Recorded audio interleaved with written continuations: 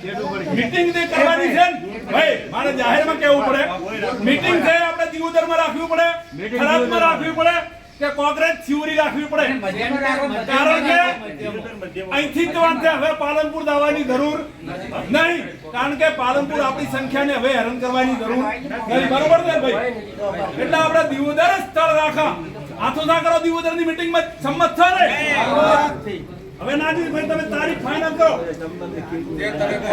ભાઈ આવતા શનિવારે રાખો તો યોગ્ય છે હવે દાડા ગાડિયા મેળ પડશે શનિવાર પહેલા રાખો બરોબર હવે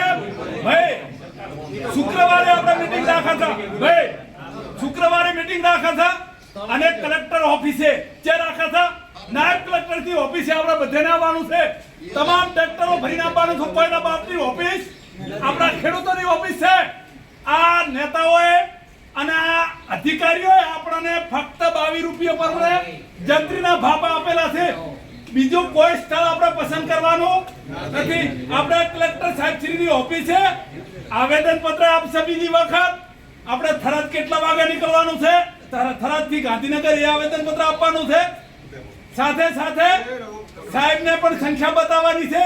કે અમારા વિસ્તારની અંદર આ તમામ ખેડૂતો અમારી સાથે છે એટલે આપણો એક પહેલો મુદ્દો છે કે ભારતમાલા રોડની અંદર આજની બેઠેલી સરકાર આપણને ફક્ત 20 થી 25 રૂપિયા 1 મીટરનો ભાવ આપે છે જ્યારે એનેની જમીનના 4300 થી 5000 રૂપિયા સુધીના એનેના પૈસા મીટરના આલેલા છે આ ખરેખર વિરોધ જ કરવો જોઈએ કારણ કે આવી રીતે જો ચલાવશે તો આ તમામ જમીનો આ સરકાર હજારો રોડ લાવશે મફતના ભાવે આપણી જમીન લઈ લેશે એટલે તમામ ખેડૂતોએ આપણે આવતા શુક્રવારે કીધું ને ભાઈ શુક્રવારે તમામ દિયોદર નાયબ કલેક્ટર સાહેબ શ્રી ઓફિસની આગળ હજારો ખેડૂતો ભેગા થવાના છે નક્કી છે જય જવાન જય જવાન લડીશું તો બરાબર ને બીજી વાત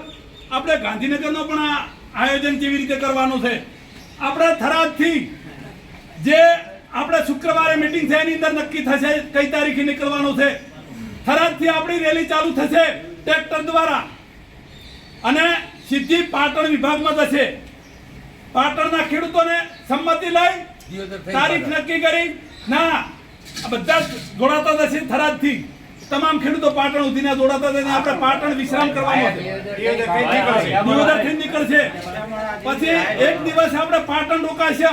બીજે દિવસે આપણે મહેસાણા રોકાશે ત્રીજે દિવસે ગાંધીનગર રોકાય અને આપણા વિધાનસભાની આગળ ઘેરા એટલે કે ઘેરાવો એટલે ધરણા કરવાના છે સરકારને જો જોવું હોય તો જોઈ લે અમે લીધા વગર ધમપાના નથી તમામ ખેડૂતો સમર્થન આપો તો આવું ઉઠી કરો જય જવાન જય જવાન જય કિસાન અત્યારે આપણે આગેવાન તરીકે ખેડૂતો આવેલા છે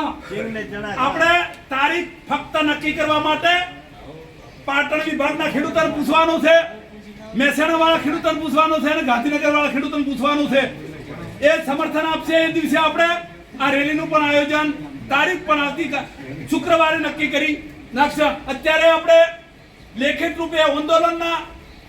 આયોજન રૂપે આપણે કલેક્ટર સાહેબશ્રીને અત્યારે અહીંયા આવ્યા છે તો આવેદન પત્ર પણ એક કલેક્ટર સાહેબશ્રીને નારા સાથે આપતા થઈએ આપણે આપોદાન આવેદન પત્ર ભાઈ નાગજીભાઈ અત્યારે કલેક્ટર સાહેબશ્રીને ઓખું ઉઘાડતા હતા એમને કોણ ઉઘાડતા હતા કે આવતા સમયની અંદર